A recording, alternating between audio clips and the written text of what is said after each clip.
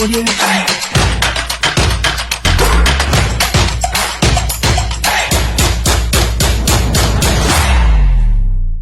বছরের তুলনায় বেকারত্বের সংখ্যা আরো বেড়েছে।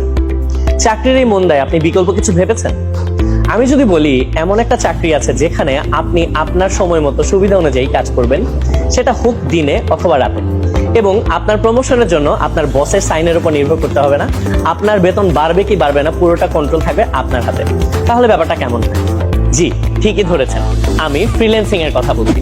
2024 সালে এসেও ফ্রিল্যান্সিং শব্দটা শুনেননি বা ফ্রিল্যান্সিং সম্পর্কে জানেন না, এরকম মানুষ খুঁজে বের করা একেবারে কঠিন। যারা সত্যিকার অর্থে ফ্রিল্যান্সিং শিখতে চান কিন্তু ভাবছেন যে কোথা থেকে শুরু করব, কি শিখতে হবে, কি করতে হবে, তাদের জন্য আজকের এই ভিডিও। আসসালামু আলাইকুম, আমি রাশিদ। ফ্রিল্যান্সিং হচ্ছে একটি মুক্ত পেশা, একটি স্বাধীন পেশা। আমি উদাহরণস্বরূপ যদি বলতে চাই, কথার কথা আপনি কোনো একটা প্রতিষ্ঠান থেকে হয়তো ভিডিও এডিটিং শিখেছেন এবং এখন যে ভিডিওটা এডিট হচ্ছে সেটা আপনি দিনাজপুরে বসে বা রাজশাহীতে বসে বা বরিশালে বসে সকালে অথবা রাতে আপনি এডিটিং করলেন, আপনার কাজটা আমাকে পাঠালেন, আমার পছন্দ হলো এবং সেজন্য আমি আপনাকে অর্থ প্রদান করলাম।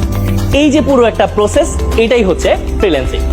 ফ্রিল্যান্সিং করে যদি আপনি অর্থ উপার্জন করতেই চান, তাহলে শুরুতেই যা যা শিখতে পারেন তার কিছু সহজ এবং জনপ্রিয় উদাহরণ এখন আমি আপনাদেরকে দিচ্ছি।